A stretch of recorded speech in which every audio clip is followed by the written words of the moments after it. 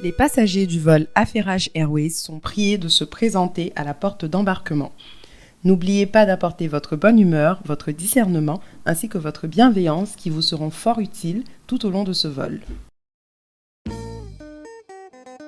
Bonjour et bienvenue à tous dans le 10e épisode de Affairage Airways. Je suis Aïssata. Et moi, c'est Laurence. Et nous sommes ravis d'être avec vous les amis pour un nouvel épisode. Laurence, comment tu vas depuis la dernière fois qu'on s'est parlé? Je vais super bien. En ce moment, c'est le Congossa qui me maintient. Il y a quel Congossa que j'ai raté? Parce que moi, ces temps-ci, je suis un peu à l'ouest, là. Qu'est-ce qui se passe? Du côté de la stratosphère camerounaise, en tout cas, il y a beaucoup passé, notamment notre biscuit de mer, et qui est Coco. Elle s'est mariée avec un homme politique congolais, Francis. Il est politique, lui, là? Je pensais que c'est juste un gars du foufou, du show. Un gars de quoi? Un gars du show. Non. Il est homme politique, donc celle-là peut devenir genre première dame, quoi. Oui, c'est ça que les gens disaient, même, qui doit se dépêcher et gagner les élections. Bien sûr. Eh bien, bon, attends.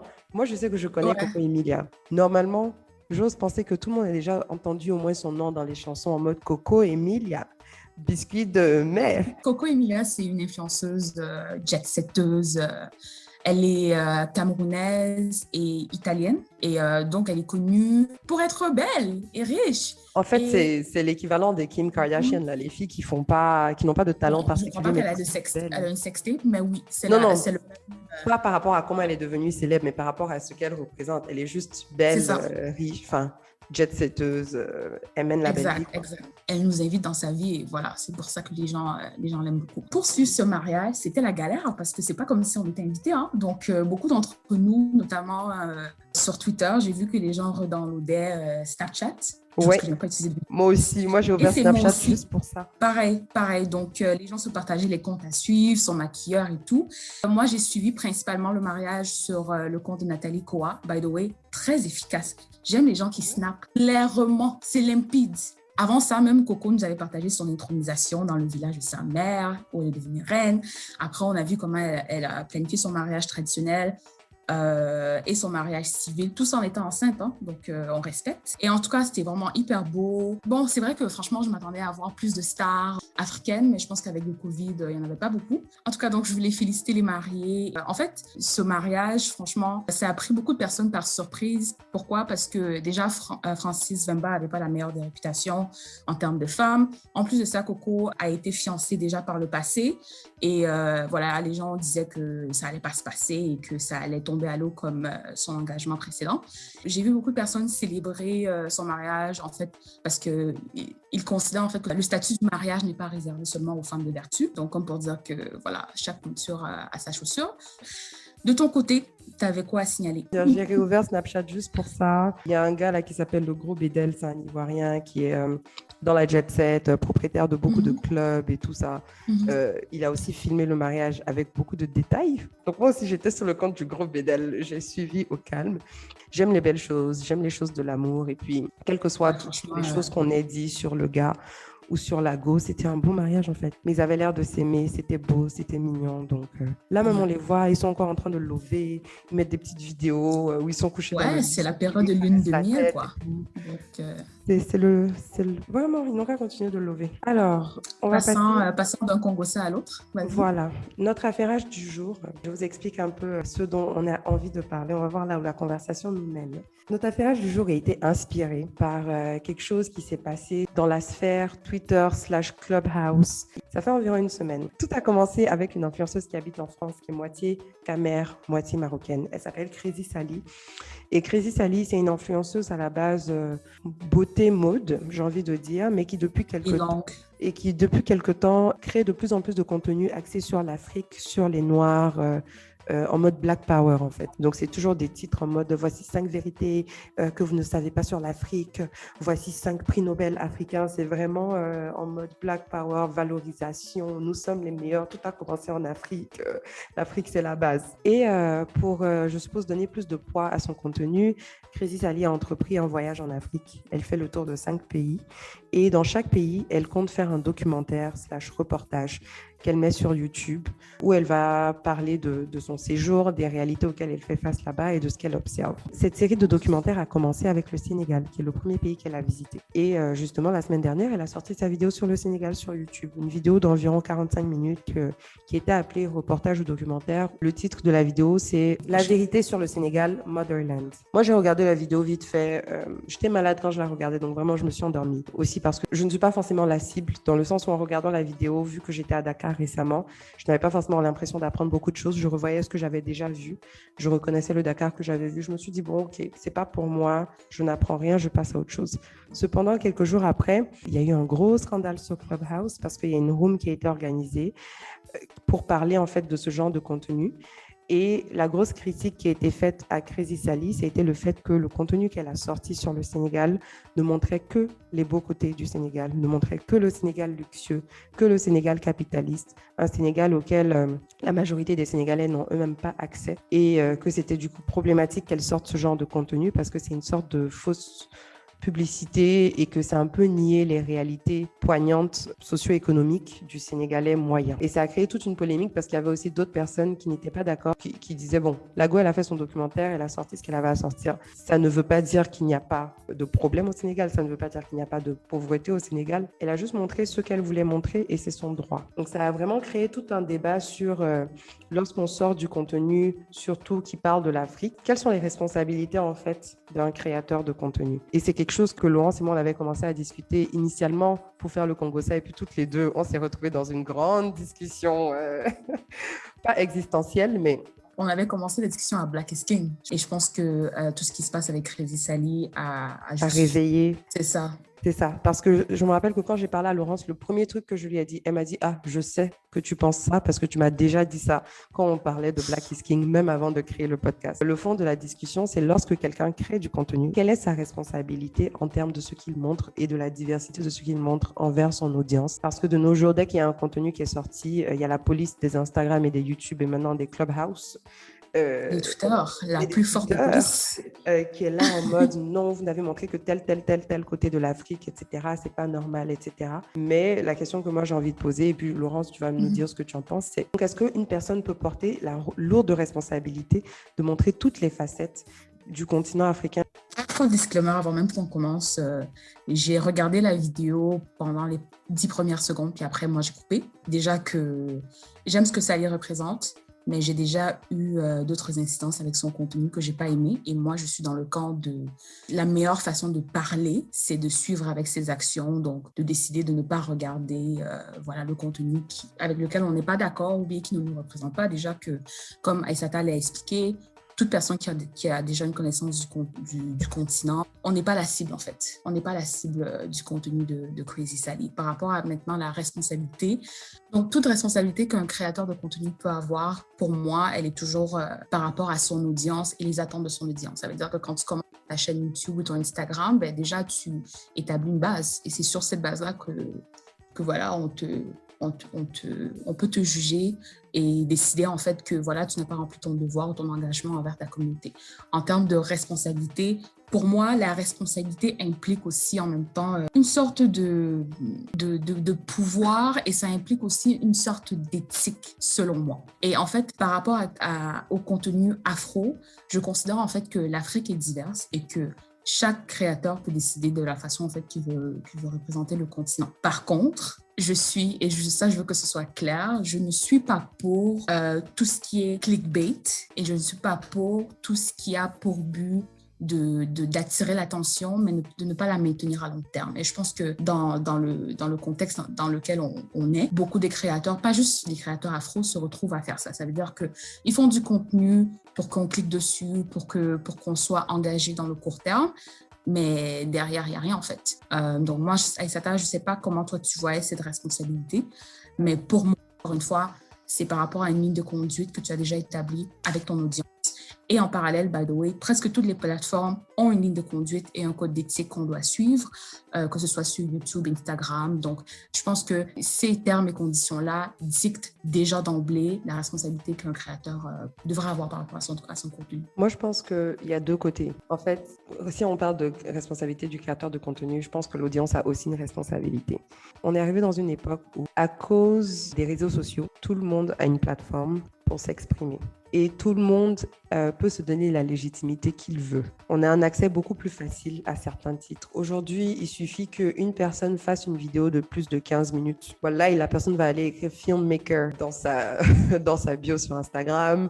Il suffit qu'une personne fasse une vidéo du style vlog voyage. La personne va te dire qu'elle a fait un reportage, etc. Donc, les gens ont accès à la création de contenu. Ils se donnent énormément de crédits, ils se donnent des titres, ils se donnent de la légitimité dans des domaines où ils n'ont pas forcément de légitimité. Donc, et je pense que beaucoup de mots perdent leur sens aussi. Beaucoup de mots perdent leur sens. On est dans une ère de sensationnalisme. C'est ça. On utilise des grands mots. Je suis mannequin parce que j'ai pris 3 photos pour la marque de mon cousin. Fait que tout le monde se donne des titres qui avant avaient besoin d'être qui est authentifié par par la société ou par un certain comité. Exactement.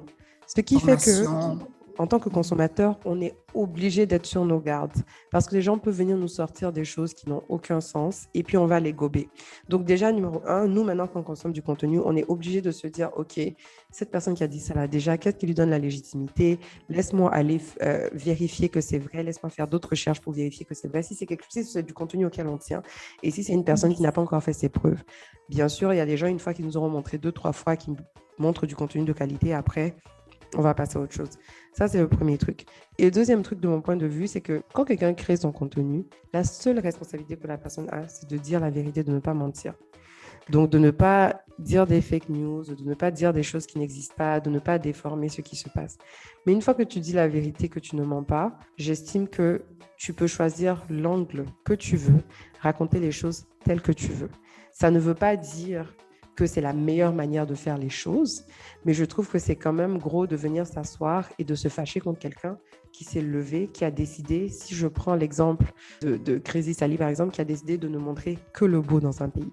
C'est l'angle qu'elle a choisi, c'est ce qu'elle voulait montrer du Sénégal et c'est le mood qu'elle voulait donner, tu vois, à ses spectateurs. Donc, ouais, mais je pense que la critique n'était pas par rapport au fait que c'était faux, puisque ce qu'elle disait était vrai. Je pense que la critique au fait que c'était limité et qu'elle a donné une version de la vérité alors qu'il peut en avoir plusieurs et surtout que souvent en fait ce genre de vidéo sur la vérité sur peu importe le sujet peut être très prétentieux en fait comme titre ou comme façon d'aborder parce que voilà, tu ne résumes pas un pays potentiellement en je ne sais pas combien de temps la vidéo était, mais tu ne résumes pas la vérité sur un pays, son passé historique, ses points touristiques, tout ça en très peu de temps. Mais par contre, moi je suis entièrement d'accord avec toi que je ne pense pas que la responsabilité de ça devrait être sur elle. Par contre, comme je disais plutôt, les mots ont un sens, donc il faut vraiment faire attention sur la façon qu'on communique ce qu'on fait. Oui, bon, je suis d'accord qu'en fait, elle, son seul, sa grosse faute, c'était juste le choix du titre, parce que je pense qu'elle a choisi un titre qui allait juste attirer le maximum de personnes. La vérité sur le Sénégal, tu vois, tu te dis, je me demande ce que c'est et tout. Et puis tu regardes, bon, ça n'a aucun rapport avec le titre, puisqu'en vrai, bon, c'est un truc un peu... Mais il y a aussi la déception qu'il y a eu en début, que beaucoup de gens n'ont pas aimé. Les images d'enfants affamés et tout. Bon, après ça, c'est un choix créatif, quoi. Elle a voulu montrer le contraste. Donc, elle s'est dit, je vais montrer le contraste au maximum. Je ne suis pas en train de dire que c'est bien. Parce que moi, personnellement, j'ai vu ça, j'ai dit, hé, les gars, on est encore là. Mais j'ai vu au début, il y a des images d'enfants affamés, tout maigres et tout. Et ensuite, elle voulait montrer le contraste avec ce qu'elle a vu. Ça, c'est son choix en tant que réalisatrice, etc. Ce n'était pas le meilleur des choix. Je n'ai rien d'autre à dire là-dessus. Il y a des gens qui étaient foncièrement choqués. Si vous étiez choqués que vous êtes contre, faites comme Laurence, ne regardez pas la vidéo, ne donnez pas vos vues. Mon problème avec toute la situation, j'ai juste eu l'impression que les gens se sont assis pour se plaindre de choses qui ne sont pas importantes, en fait. Non, je suis d'accord. Je suis entièrement d'accord. Et même, je suis sur la ligne de supporter les influenceurs qui font le contenu que vous aimez. Donc, du coup, si le contenu de Crazy Sally ne vous convient pas, il faut mettre en avant et partager le contenu des créateurs que vous aimez, en fait. Parce que c'est ça, le Exactement. problème, c'est que les gens ont de la facilité à partager le contenu qu'ils n'aiment pas et à en parler. Mais quand il y a des créateurs qui font des belles choses, des bonnes choses, ben, personne n'en parle. Et c'est justement ça le dilemme, c'est qu'on continue toujours à rendre populaire ou à pousser Mhm. les gens qui ont du contenu considéré comme un peu plus léger, alors que ceux qui ont du contenu dans un langage plus soutenu, voilà, tu vois, ils ont 1000 vues sur YouTube. Et ça fait 1 an qu'ils ont posté leur truc. Donc, Je pense que chaque fois aussi qu'on regarde des choses qui ne nous plaisent pas ou qu'on trouve qui ne sont pas complètes, on n'a qu'à faire le travail d'aller chercher ce contenu-là qu'on va préférer parce qu'il c'est existe, ça. il est là, il est dehors. Il a juste peut-être un peu Exact. besoin de visibilité. Mais aujourd'hui, avec Google, c'est un peu dur de dire ah mais je ne trouve pas assez de contenu X, Y, Z, sauf si c'est Il foncièrement faut un être contenu paresseux. qui n'est pas créé, tu Ouais, vois. c'est ça. Il faut être vraiment paresseux, surtout que dans le contexte du Sénégal, de la Côte d'Ivoire, les pays que Crazy Sally est en train de visiter en ce moment, écoute, il y a beaucoup, beaucoup, beaucoup de contenu. C'est pas comme si, je sais pas, elle était au Tchad. Des destinations touristiques très, très populaires, c'est ça que je veux dire. Ouais. Donc, il devra avoir une panoplie d'informations là-dessus. Les 2 points que moi, je voulais personnellement rajouter, c'est que je considère que YouTube, pour moi, est la télé moderne. Donc, dans le plan traditionnel de télé, il y avait documentaire, il y avait comédie légère ou bébête, et Mhm. chacun décide qu'il voulait regarder. Pour moi, YouTube, c'est le principe. Quand tu vas sur YouTube, c'est encore une fois à l'utilisateur d'entraîner l'algorithme pour qu'il sache ce que j'aime. Donc ça, c'était la première chose que je voulais rajouter pour rejoindre ton point par rapport au fait que le pouvoir, le vrai pouvoir, est celui du consommateur. L'autre chose que je voulais rajouter, c'est que je pense que la raison pourquoi cette histoire avec Crazy Sally a fait du buzz et continue de faire du buzz dans la communauté des influenceurs ou des créateurs de contenu africains, c'est parce qu'il y a vraiment un manque de diversité. Dans le fond, s'il y avait plusieurs créateurs qui parlaient du continent, forcément, éventuellement, ils allaient couvrir tous les aspects, et justement, cette pluralité de contenu, en fait, allait faire qu'on aurait maintenant une version de la vérité qui est plus complexe et qui est plus nuancée. Donc, Je suis pas. selon moi, parce que en fait, du côté, par exemple, des États-Unis, quand je regarde juste la communauté make-up influenceur, écoute, tu fais ta vidéo, tu prends l'angle que tu veux, personne va vraiment te clasher là-dessus, parce qu'il y en a tellement et il y en a, voilà, chacun trouve sa sauce, alors qu'ici, il y en a peut-être très peu, et justement, quand Crazy Sally fait ce genre de contenu, ben, c'est normal que les gens soient fédérés, en fait, autour d'elle de cette façon. Donc, Bon, je suis pas d'accord. Je pense que bon, il y en a moins que les États-Unis, c'est sûr, mais je pense que toute chose que tu compares aux États-Unis a l'air beaucoup plus minime parce que eux, en termes de volume, ils en ont beaucoup plus. Mais je pense que la raison pour laquelle elle, sa vidéo a fait du bruit, c'est qu'elle fait partie, malgré qui en ait beaucoup, qui en ait peu, elle fait partie des personnes qui ont le plus de followers dans la communauté. Bon, moi, je ne suis pas beaucoup les influenceuses de make-up, mais c'est comme si demain, Jackie Aina raconte des bêtises dans sa vidéo, même s'il y a 10 000 influenceuses make-up. Étant donné qu'elle fait partie de celles qui ont le plus de notoriété, on va en parler. Mais c'est vrai qu'il y en a peut-être un peu moins qu'ailleurs. Mais dans le peu qu'il y a là, moi, je trouve qu'il y a quand même assez de diversité, quoi. Parce que justement, quand je voyais les gens dire ouais, elle raconte pas les autres côtés du Sénégal et tout, j'étais comme ben va regarder ailleurs. Moi, là, je n'ai pas forcément de nom en tête, mais de toutes les personnes que je suis sur les réseaux sociaux, j'ai l'impression d'avoir une vue assez nuancée de tout ce qui se passe. Bon, je veux dire au Sénégal en particulier parce que je suis beaucoup de personnes qui sont sénégalaises, mais j'ai l'impression d'avoir une vue assez nuancée de tout ce qui se passe dans certains pays. oui, mais ça, c'est ta réalité. Il ne faut pas oublier que l'audience Sally, on n'est pas son audience, en fait. Donc, c'est des gens qui essayent de se ressourcer, qui ne sont probablement jamais allés sur le continent. Elle en parle même très, très souvent que, voilà, elle a voulu se reconnecter avec ses Oui, racines. mais Donc, je suppose justement, que... de tout ce qu'on dit, justement, ce qu'on est en train de leur dire, c'est que ben, ils n'ont qu'à juste fouiller, ils n'ont qu'à suivre d'autres personnes. Mais ce que moi, je suis en train de dire, c'est qu'il y a quand même une certaine scarcité par rapport à ce genre de contenu. Donc, c'est normal que dès que quelqu'un fait du contenu sur le Sénégal qui est controversé, ça ressort un peu plus. S'il y avait 30 000 vidéos du style de Sally, ben, je ne pense pas qu'on en parlerait. Je considère que oui, elle est populaire, et donc c'est pour ça qu'on en parle, mais aussi, c'est parce que si tu es en train de chercher l'autre perspective, ben, il faut vraiment aller creuser beaucoup plus que d'autres sujets, par exemple, comme je mentionnais plutôt comme le make-up. J'ai pas Ouais. besoin d'aller loin pour avoir le top 20 des influenceurs ou des créateurs de contenu make-up. Par contre, tout ce qui est tourisme africain, je pense que je ne peux pas te donner le top 20 comme ça. Il va falloir creuser beaucoup plus. Oui, il va falloir creuser, mais si tu veux, tu vas trouver. Mais justement, le problème avec les gens, c'est que on est paresseux et puis on se limite. Par exemple, quand les gens ont regardé Black is King, ils se sont fâchés, ils ont dit que non, elle ne montre que une Afrique magique, une Afrique mystique, mais ce n'est pas ça l'Afrique, etc. Donc justement, moi à Donc, l'époque, je disais, bah écoutez, Lago, elle a décidé que le thème de son film ou whatever, c'est afro-futuriste futuriste et tout, et puis elle veut montrer que les côtés tradition, etc. Mais si toi, tu es intéressé de savoir, ok, d'accord, au-delà de la tradition, qu'est-ce qui se passe? Bah, tu prends ton téléphone, tu prends ton Google, tu cherches. Au début, ça va être dur, mais tu vas trouver à un moment donné. Mais le problème, c'est que on a l'indignation facile, mais quand il s'agit de maintenant aller chercher les vraies informations pour nourrir nos cerveaux, c'est un peu plus difficile, on est un peu plus paresseux. Et on l'est tous, hein, dans certains domaines en tout cas. ouais, c'est ça en fait. Je ne sais pas pourquoi il y a toujours cette perception que avoir du contenu sur le continent est difficile. De nos jours, franchement, ça ne l'est pas. Et on peut trouver ce contenu avec la même facilité qu'on a à savoir ce que Beyoncé a mangé hier. Donc, Exactement.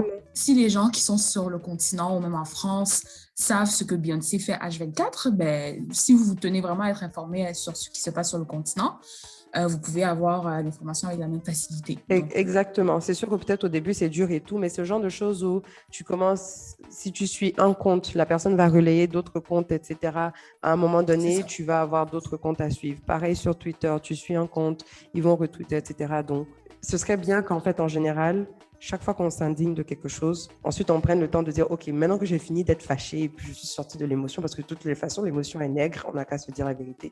Une fois que je suis sortie de l'émotion, là, est-ce que je vais faire quelque chose pour me gérer? Si je ne veux pas faire quelque chose pour me gérer, mieux je me tais et puis j'arrête de pomper l'air aux autres. Parce que je trouve que ces temps-ci, on se plaint de tout, en fait. je pense qu'essentiellement, le pouvoir revient aux consommateurs et c'est à nous de décider ce qu'on veut consommer. En termes de créateurs de contenu, ils ont une certaine part de responsabilité par rapport à leur audience. Qu'ils doivent aussi essayer en fait d'adhérer parce qu'en fait les mêmes gens qui t'ont mis en haut c'est les mêmes gens qui vont te descendre demain, donc c'est sûr qu'il y a quand même certaines attentes qu'il faut respecter. Et en tout cas en termes de marketing, moi ce qui me dérange, je ne sais pas si c'est parce que j'ai étudié en marketing, mais pour moi c'est toujours cette tendance que je constate de plus en plus, même si c'est du contenu qui ne nécessite pas de faire du clickbait, à prendre des titres qui n'ont aucun sens ou à faire de la déception en fait dans le contenu. Tu cliques sur un truc que tu penses que ça va être X, mais finalement c'est Y. Franchement, en termes d'expérience consommateur, c'est pas top. Et franchement, j'encourage les gens à être authentiques et à faire du contenu de qualité. C'est Ouais. tout. Ouais, non, je suis d'accord. C'est vrai qu'il y a beaucoup de trucs pour attirer les clics. J'ai quand même l'impression que, aussi, quand je pense aux réseaux sociaux, à l'utilisation de réseaux sociaux, on est poussé vers ça. En général, on te dit, quand tu regardes des articles sur, OK, je veux lancer ma chaîne YouTube et tout, comment faire? On te pousse à utiliser des mots accrocheurs, des mots clés, même si ce n'est pas forcément 100% lié à ce que tu vas dire. Pareil pour Instagram, je veux dire, Instagram, on te dit, ouais, il faut mettre le maximum de hashtags, etc. Souvent, tu veux chercher quelque chose de très clair, très précis. Tu tapes un hashtag, tu vois, la majorité des photos n'ont même aucun rapport avec le hashtag. En fait, le problème, en fait, c'est que maintenant, les gens cherchent plus les vues que l'appréciation d'un contenu qui a de la valeur et puis qui vaut la peine d'être là. Donc, c'est vraiment dommage. J'ai l'impression qu'on a tellement débattu de ce sujet en dehors du podcast que on a C'est ça en fait. on a déjà eu ton point de J'ai envie désaccord. de dire des choses, mais je suis comme, tu m'as déjà hyper entendu. civilisés, comme on s'écoute. Je vais pas me répéter. Raison, c'est ça. Si vous voyez nos messages et les pavés qu'on s'envoyait et les notes vocales qu'on s'envoyait, surtout quand Black is King est sorti, t'aurais cru que genre Beyoncé, c'est Beyoncé qui nous nourrit, quoi. Alors que, en fait, c'est juste qu'on était passionnés. Anyways, maintenant, on va passer aux divers.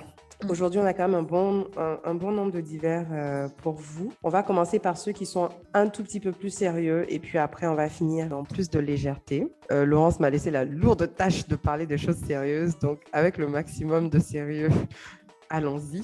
Alors, le premier divers que j'ai, c'est dans la catégorie divers, mais en vrai, c'est un des événements les plus majeurs qui ont eu lieu dans les dernières semaines. C'est le fait que le tribunal militaire de Ouagadougou, qui est au Burkina Faso, met en accusation l'ex-président du pays, Blaise Compaoré, par rapport à l'assassinat de Thomas Sankara. Ce qui est huge. Déjà, Thomas Sankara, c'est un des hommes politiques africains les plus connus, en fait. C'est l'emblème des panafricains, et de tous les gens qui sont en mode « ouais, on peut créer les États-Unis d'Afrique ». Sankara a été assassiné en 1987 pendant un coup d'État après lequel Blaise Compaoré a pris le pouvoir et est devenu président. On n'a jamais su exactement dans quelles conditions il était mort.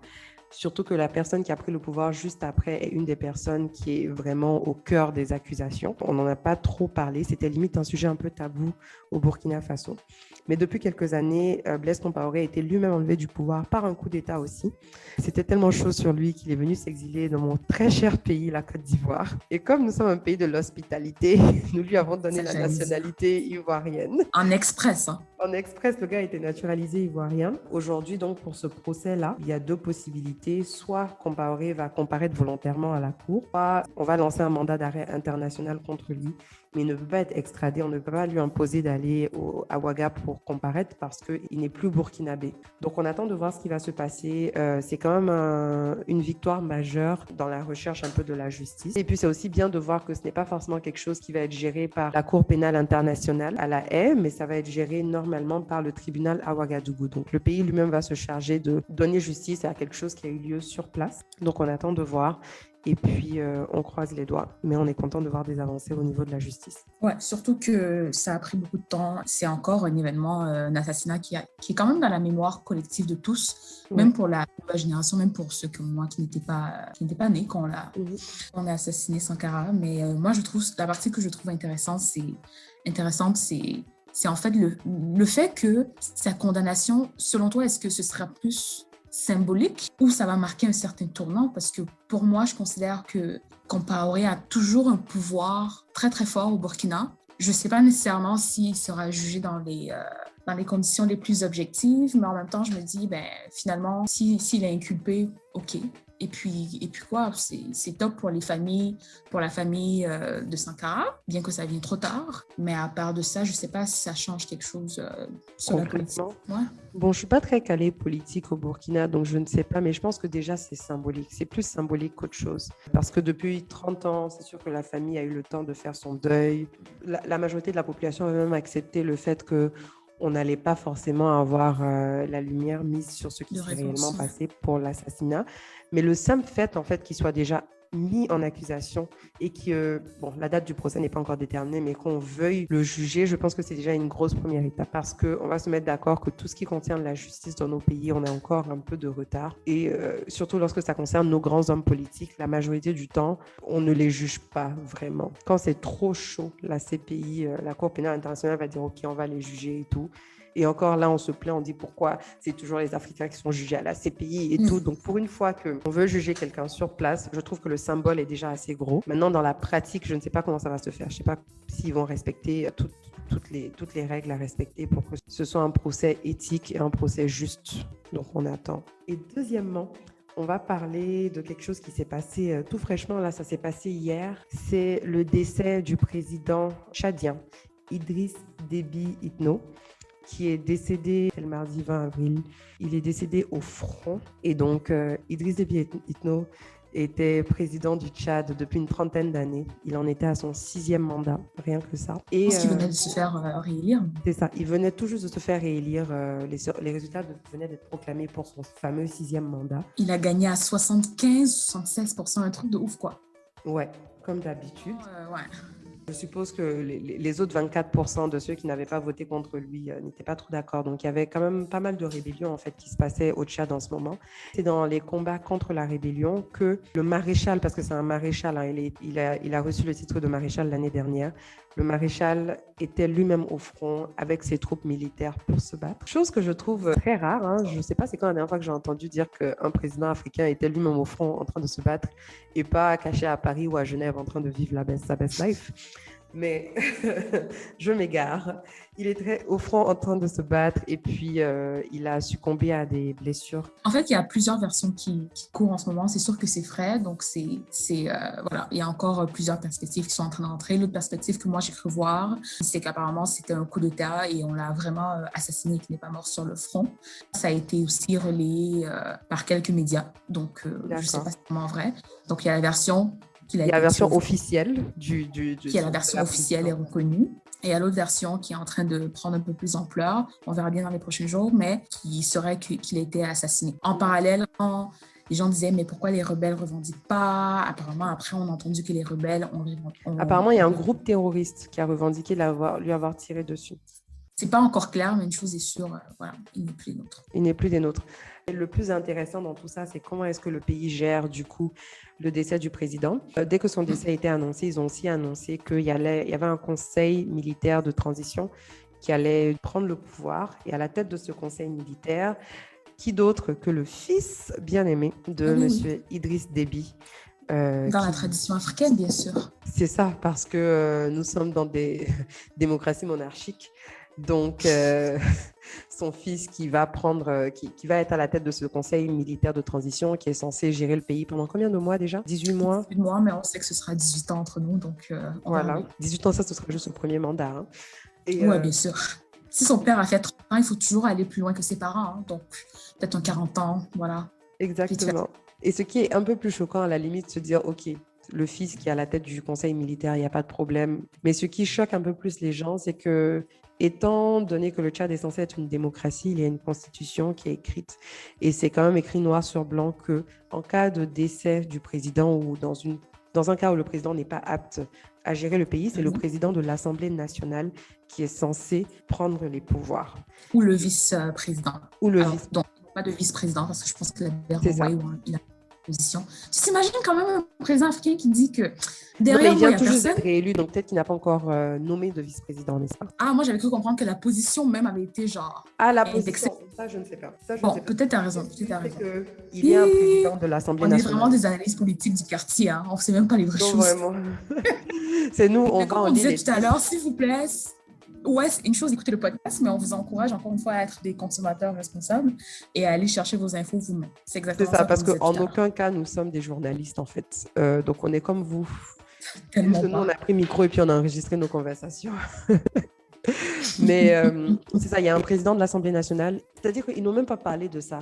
C'est les internautes qui sont allés chercher pour dire que, mais attendez, voici ce que la Constitution dit, mais ils n'ont même pas calculé ça.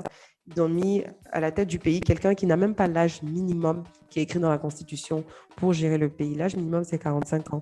Celui qui a été mis au pouvoir à 37 ans. Je suis d'accord qu'à 37 ans, tu es tout à fait mature, tu as les capacités et tout, mais c'est juste cette manière d'écrire des constitutions décoratives et de ne même pas faire semblant de les honorer et de se foutre un peu de la gueule de tout le monde, qui est très choquante en fait. Ce que j'ai trouvé intéressant quand même, c'est que du jour au lendemain, la communauté, les internautes sont devenus des avocats en droit constitutionnel. En fait, les gens ont sorti là, dit que c'est pas correct. Et en plus, ce que j'ai vu qui m'a beaucoup choquée, c'est les gens qui étaient de l'autre côté. Tu sais, on est tellement dans un état d'esprit monarchique, je dirais, que les gens considéraient que c'était OK que le fils prenne le pouvoir en attendant. Alors que, sachant bien évidemment que ça brise la Constitution, ils disaient non, c'est une situation d'urgence et on fait avec les moyens du bord. Mais moi, je dis non.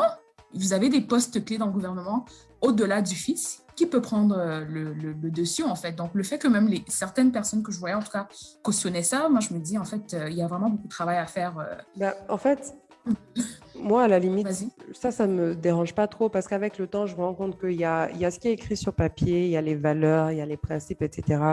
Et il y a les réalités auxquelles les gens s'habituent sur place. Donc, quand on vit dans des pays où, de toutes les façons, tout ce qu'on écrit sur papier a toujours été là juste par principe et de manière décorative, on n'a jamais vraiment suivi. Et qu'en réalité, il y a d'autres pratiques. Je pense juste que les gens, en fait, se sont juste ajustés à ce qui se passe sur le terrain. Et que c'est même plus facile de supporter en se disant « Ok, de toute façon, c'est normal, c'est ce à quoi on est habitué, c'est notre réalité. » Plutôt que de s'indigner sur des choses qu'on sait qui ne vont pas changer, en fait. Parce que la réalité de la chose, c'est qu'on va crier là. Mais ce n'est pas de notre génération, en tout cas, que je pense qu'on va arriver dans des situations où la Constitution va être suivie à la lettre, où les gouvernements seront organisés de telle sorte que s'il y a ce genre de choses, il y a quelqu'un qui peut take over sans qu'on ait besoin de revoir la Constitution. Mais c'est là que je ne suis pas d'accord en fait, avec ce mindset de s'adapter à la réalité, parce que ça ne fait aucun sens, dans la mesure où la Constitution est censée, normalement aussi, prendre en compte les réalités du pays. Donc, mais elle ne les prend pas en compte. Mais ces constitutions sont écrites par les dirigeants du pays. Donc, si vous savez que vous avez des réalités souvent douteuses, normalement, la Constitution doit le refléter. Elle devrait. Ce n'est pas juste un papier qui a été écrit à l'étranger. Mais sauf qu'en pratique, c'est ça. On prend les constitutions des gens qui nous ont colonisés, on modifie 2-3 trucs, ça n'est pas adapté à nos réalités. Mais ce que je veux dire par là, Aissata, c'est que, en fait, pour moi, une constitution, c'est une ligne directrice qui dicte comment se comporter dans certains cas. Donc, si la directive est déjà là, on n'a pas besoin de s'adapter à la réalité parce que la Constitution devrait en partie refléter, voilà, le mindset du peuple. Donc, il n'y aurait pas besoin de savoir Je suis quoi faire. d'accord. Donc, maintenant, C'est dans les cas littéralement où écrit. on a des constitutions qui, de un, ne reflètent pas le mindset du peuple et de deux, n'ont pas été écrites dans l'intention d'être utilisées, pour commencer. Mais elles sont écrites dans l'intention d'être utilisées puisqu'elles piècent souvent. La preuve est que le Tchad, le président du Tchad l'a modifié plusieurs fois. Donc, ça veut dire Mais qu'à ils modifient juste quand ça les arrange. Oui, mais ça sous-entend qu'il reconnaît l'importance de ce document. Tu vois un peu ce que je suis en train de dire? Si ce n'était pas utilisé du tout, je serais de ton avis à 100%. Mais le fait qu'il est modifié très, très souvent, ça indique que non seulement il y a un potentiel de modification, donc on pourrait l'adapter à la réalité, mais en même temps, ça indique que c'est quand même un document directif. Ça devrait. Moi, de toute façon, je fais partie de ceux qui pensent que déjà, il faut juste revoir tout le concept, démocratie, tout ça, etc. Je suis d'accord. Et moi, je suis du cas aussi que s'il y a un pays qui veut être monarchique, il faut juste nous dire. Faut juste le dire, hein, parce qu'à à la fin de la journée, il y a énormément de pays qui ne fonctionnent pas sous forme de démocratie dans le reste du monde et qui s'en sortent très bien. Je ne suis pas en train de dire que là-bas, tous les droits des hommes et tout sont respectés. Ce qui est un peu frustrant dans ce que j'observe dans beaucoup de pays africains, c'est le fait de vouloir s'obstiner à adhérer à un concept qui n'est pas appliqué, qui n'a pas l'air de nous correspondre. C'est pas des démocraties, c'est des monarchies à tendance démocratique. C'est ça en fait. Et donc, il faudrait juste déjà qu'on accepte les situations, les réalités, qu'on mette en place le régime politique qui nous convient. Et puis après, maintenant, on va se plaindre. Mais là, j'ai l'impression qu'on est dans des presque anarchies où on utilise certaines parties du document. La Constitution, là, quand c'est pas pour parler du nombre de mandats des présidents, est-ce qu'on connaît même ce qu'il y a dans le reste de la Constitution? On utilise des documents partiellement, il y en a d'autres qu'on n'utilise pas, on utilise des grands mots, mais concrètement, ça ne veut rien dire et puis il n'y a rien qui bouge. Donc, franchement, je ne suis plus choquée en fait. Un peu outrant initialement, c'était le communiqué de la France en mode, ils n'ont même pas mentionné cette constitution. Je ne sais pas si nécessairement c'est le rôle parce qu'on se plaint de la France-Afrique, mais en même temps, quand ils cautionnent certains comportements locaux, on se plaint. Donc, je pense que c'est ça qui a choqué beaucoup de personnes. Et en parallèle, je pense que les États par contre, ont recommandé au Tchad de se comporter, d'agir en fait en fonction de la Constitution, chose que la France n'a pas fait. Déjà, toute l'Afrique centrale, là, rien ne va. Avec ce qui se passe au Tchad, ça aura normalement des répercussions en fait sur le Cameroun, le Nigeria, le Niger. La région du Sahel aussi. Toute la région en fait. Donc, c'est potentiellement, en tout cas, du côté de l'Afrique centrale, si c'est pas bien géré cette situation, ça pourrait être chaud dans les années à venir. Donc, ouais. Je pense que c'est surtout ça qui inquiète tout le monde, surtout le Sahel qui est un peu à la menace de tout ce qui est terrorisme et tout. Ce manque de stabilité politique-là peut vraiment ouvrir la porte à beaucoup de vilaines choses. Tournons à un autre compte de ça parce que le genre de sujet s'y m'énerve. Donc, le prochain affairage, c'est par rapport à Ito. Donc, on va commencer de façon positive. Il a reçu son MBA en management de l'école de commerce de Lyon en France. Donc, on voulait juste souligner ça parce que c'est pas souvent qu'on entend que des footballeurs retournent à l'école et encore moins pour faire un MBA. Et en même temps, il a aussi eu un doctorat honorifique de la même école, donc pour le féliciter de sa carrière sportive et de son leadership social. Ça, c'est la première chose. La prochaine chose, donc il y a quelques semaines, il y a une vidéo qui est apparue sur TikTok qui montrait des séquences vidéo et imagées d'Eto en train de s'amouracher avec une jeune femme qui n'est pas son épouse. Et les angles étaient précis, c'est pas comme si c'était flou ou quoi que ce soit. Il regarde même la caméra par moment, donc c'était consentant. Les images étaient consentantes, les photos.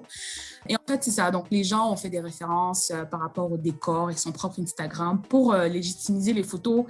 Les inspecteurs Twitter et Instagram ont fait le travail et ont accusé encore une autre fois d'avoir été infidèle. Rappelons que ce n'est pas la première accusation. Donc, ça a fait le buzz pendant une journée. Ce que je voulais quand même souligner par rapport à ça, c'est que le fait que ça a fait le buzz seulement une journée, ça prouve en fait que le public est tellement déjà habitué à ce genre de discrétion de sa part. On est hyper blasé en fait. C'est ça en fait. Au point où je pense quand j'en parlais même à Essatel, elle dit on n'en parle pas, voilà, parce que...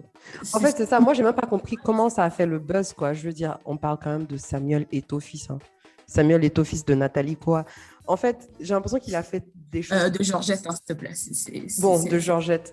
Mais comme je disais de Nathalie Cohen en termes de gros scandales, quoi. Il y a eu tellement de scandales par rapport au mariage de Samuel Eto'o-Fils et de Georgette que des petites nouvelles comme ça qui sortent. Je dis, ah ça c'est quoi? C'est rien en fait. Le gars a déjà fait pire.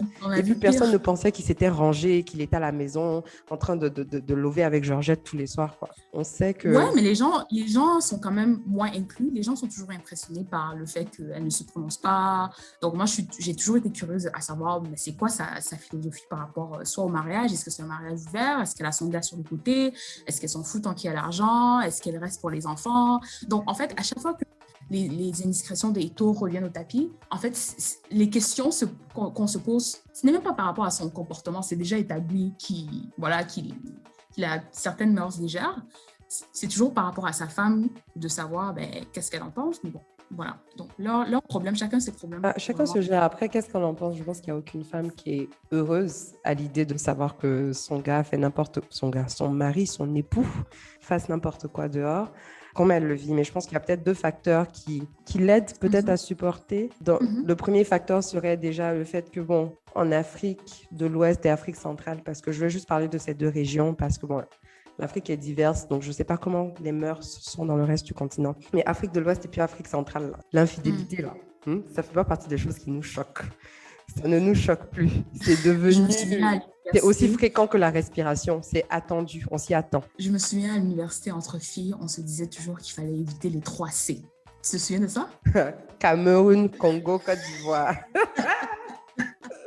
C'est toujours les 3 C. C'est toujours c'est sûr que c'est parce que c'est les pays autour desquels on gravite, mais franchement, pour avoir parlé à des Burundais, à des Sénégalais, comme on le voit dans Maîtresse, franchement, c'est un peu partout. Hein. Et parenthèse, j'ai souvent entendu, même dans mon environnement de travail qui est canadien, ils trompent autant et même avec beaucoup moins de respect. Donc, tu vois, ça, je ne savais même pas. Quand on parle d'environnement où tromper n'est pas choquant, dans le sens où c'est hyper triste à dire ce que je m'apprête à dire. Mais je me rappelle quand j'étais plus jeune, c'était les discussions de est-ce que tu accepterais que ton gars te trompe, etc. Machin. Là, maintenant, quand on cause là, avec les copines, c'est plus nuancé. Ok, d'accord, il va te tromper, il y a fouille. Est-ce que tu veux savoir ou bien tu ne veux pas savoir? Parce que finalement, c'est ça la vraie question. Ça se passe. Donc, je me dis, dans ce genre de contexte-là, c'est pas que ça fait moins mal, hein, mais on s'y attend un tout petit peu. Et puis, deuxièmement, le mec, il est footballeur, quoi, hein, s'il vous plaît. Donc, il y a des milieux où on s'attend aussi à ce que ce genre de choses se passe. Donc, je me dis, peut-être qu'elle est habituée. Peut-être qu'on mais franchement, franchement, cet argument-là, je l'aime pas trop. Parce que, il n'est pas bien, mais il est réel. Oui, mais même le mec qui pousse le baka au bled, il trompe aussi. Oui, mais c'est ce que je suis en train de dire. Donc, ce que je suis en train de dire, c'est que c'est vécu moins tragiquement quelquefois que ce qu'on pense. Mais peut-être que c'est quelque chose qui est attendu parce qu'elle sait qu'elle a marié un Africain footballeur. Je suis d'accord avec ce que tu dis. Comme un de mes rappeurs préférés a dit, est-ce que tu préfères pleurer dans une Honda que ton mari t'a trompé ou pleurer dans une Ferrari? Oui, pleurer. Quoi.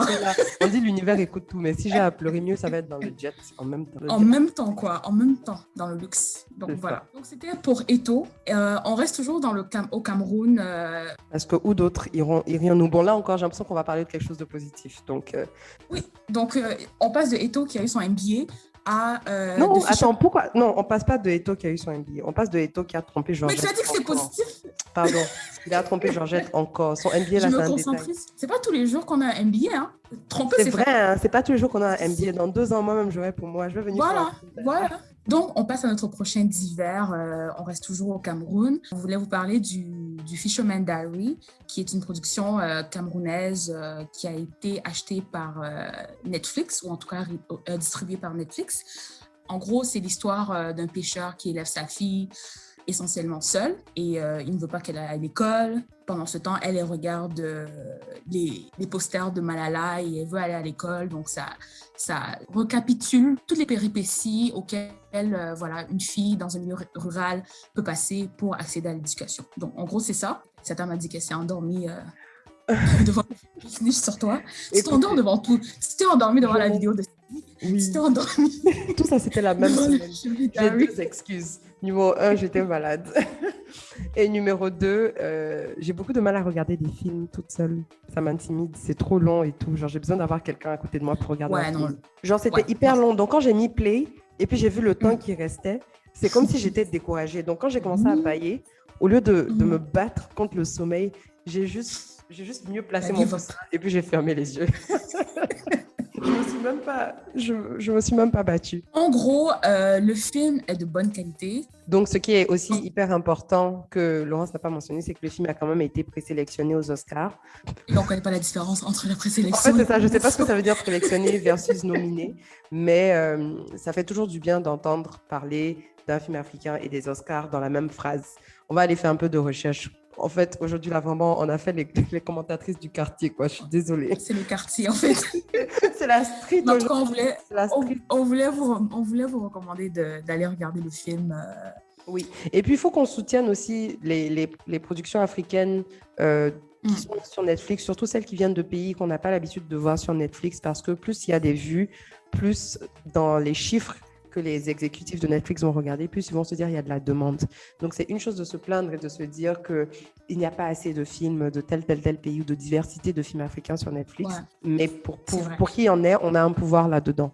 Donc, même si tu dois mettre le film, tu laisses ça jouer, puis tu t'en vas gérer tes bails. Et tu dors comme certaines. Et puis tu dors comme moi. Il faut faire parce qu'on a besoin de stimuler en fait ce genre de choses sur Netflix. D'encourager ce genre de position, surtout que quand j'écoutais l'interview de l'acteur principal, il disait en fait que voilà, ce film était très cher à produire. Donc, c'est sûr que les gens qui prennent le temps vraiment de produire ce genre de contenu, ils ont une passion profonde en fait, parce que financier, c'est pas toujours viable. Le dernier divers rapidement, c'est que je suis sûre que je ne vous informe pas parce que vous le savez, mais Maîtresse d'un homme marié, la saison 3 a commencé. Ça a commencé la semaine dernière. Au moment où je vous parle, le 2e épisode est sorti hier ou avant-hier, si je ne me trompe pas.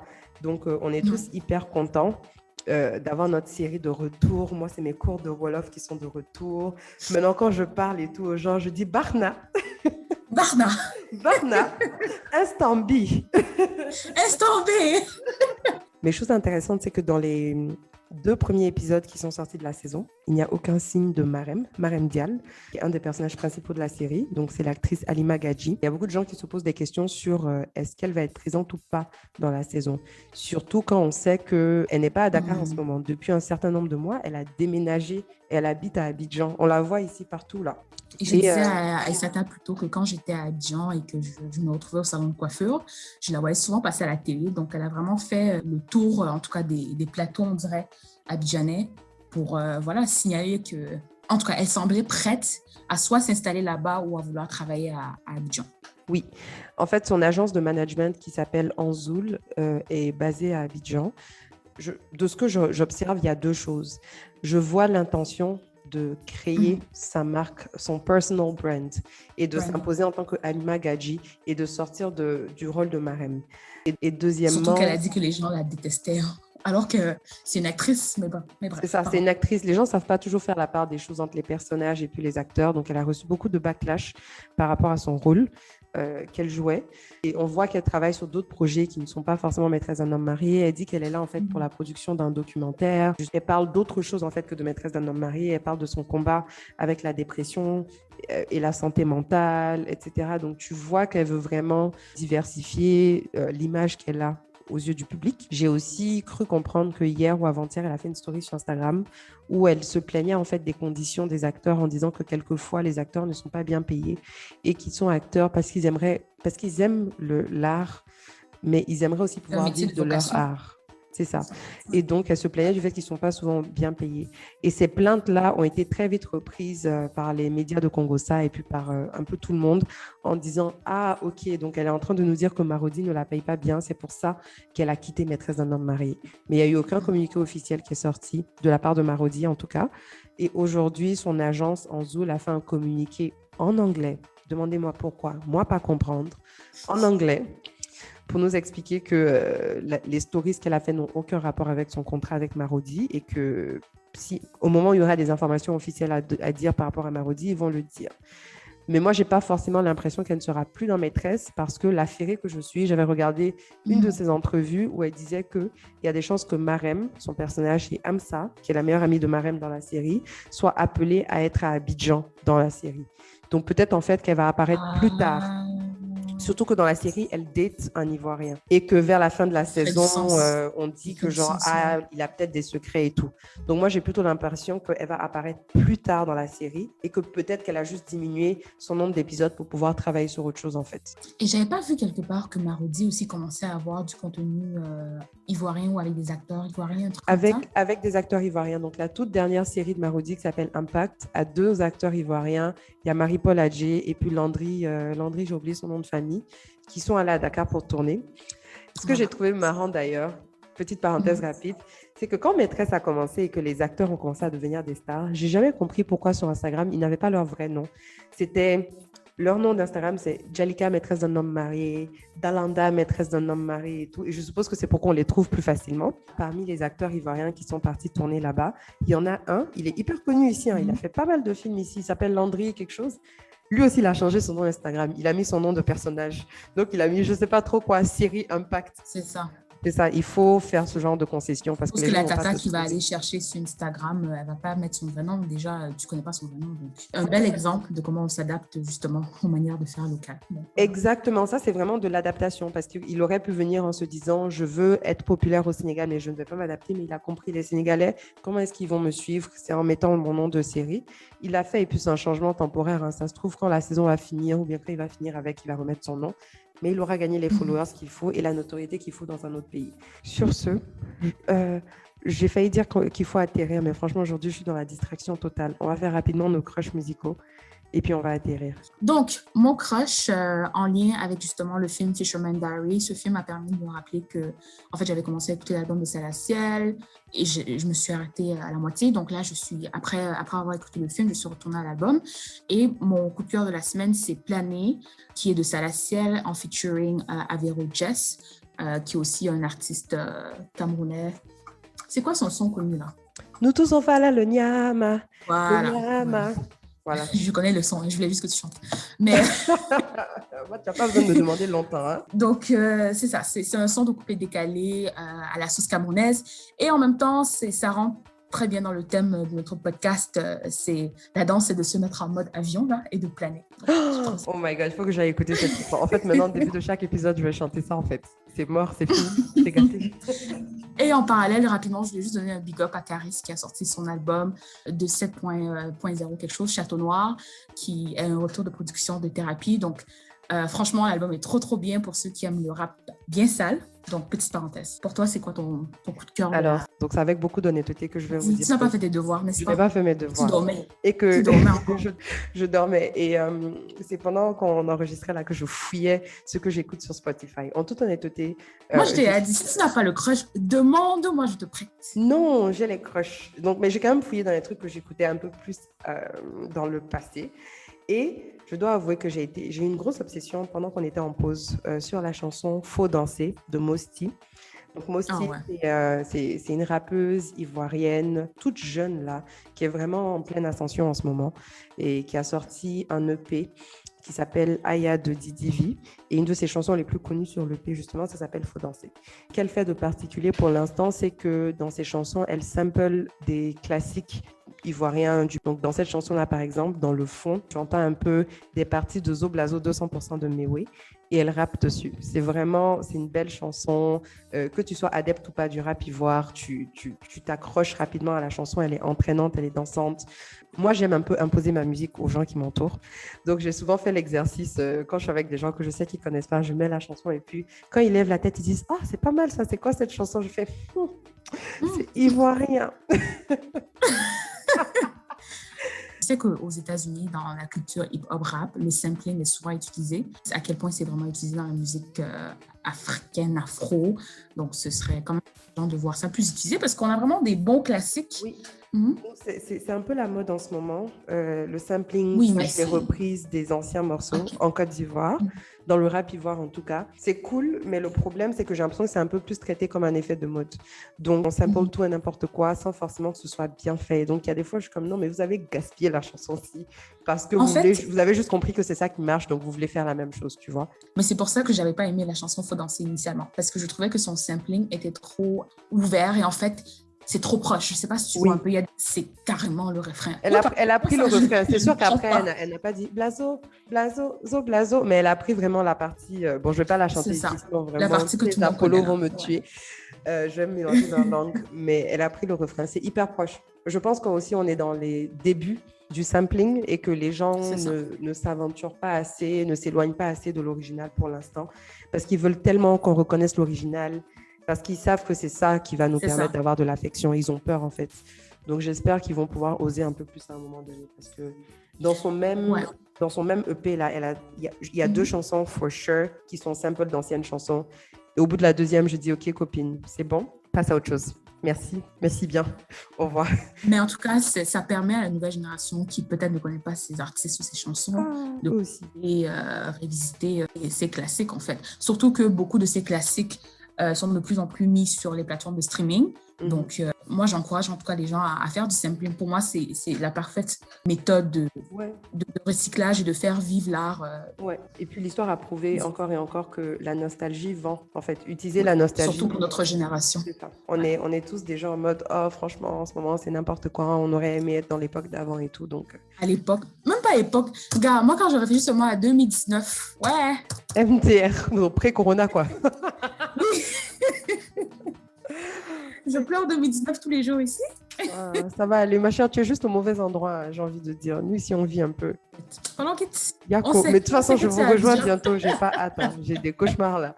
Je suis en mode, oh mon Dieu, je dois bientôt... Ça va aller, bien souffrir avec nous. La misère adore la compagnie. Oh non, pardon.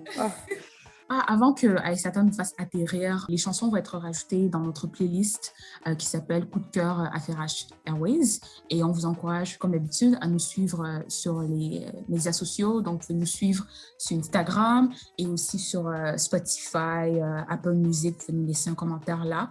Et pareillement sur Google Podcast aussi. Sur ce, l'avion atterrit aujourd'hui sur le territoire Camer parce qu'on a tellement parlé d'eux qu'il faut qu'on atterrisse chez eux pour aller visiter un peu quand même.